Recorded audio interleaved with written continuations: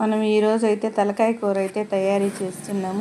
తలకాయ కూర అనేది బాగా శుభ్రంగా నీట్గా కడుక్కొని అది కొంచెం నీట్గా ఎంటుకలు అవి బ్లాక్ తలకాయలు కాలకుండా ఇదంతా నీట్గా శుభ్రంగా కడుక్కొని నీట్గా తయారు చేసుకొని కుక్కర్ అయితే పెట్టుకొని కొద్దిగా ఆయిల్ అయితే వేయాలి.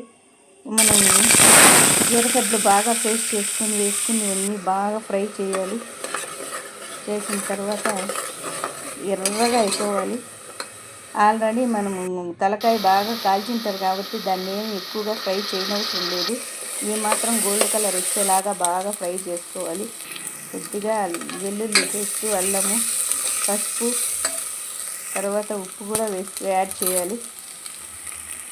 దాన్ని బాగా బ్రౌన్ కలర్ వచ్చేలాగా ఫ్రై చేసుకోవాలి. తర్వాత తలకాయ అయితే శుభ్రం చేసుకొని నీట్గా అయితే వేసుకోవాలి. కన్ను అయితే వచ్చింది, నాకు అది నచ్చడం లేదు, తీసేసాను.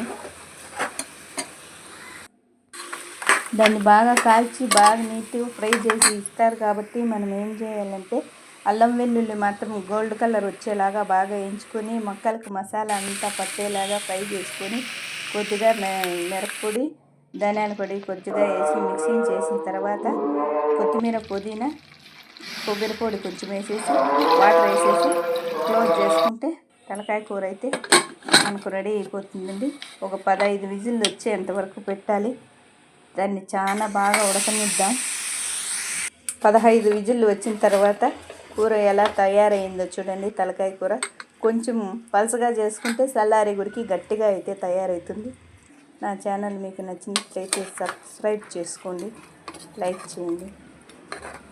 ఇంతేనండి వీడియో. చాలా సింపుల్గా చేసుకునేది, అదేం కష్టమైతే ఉండదు.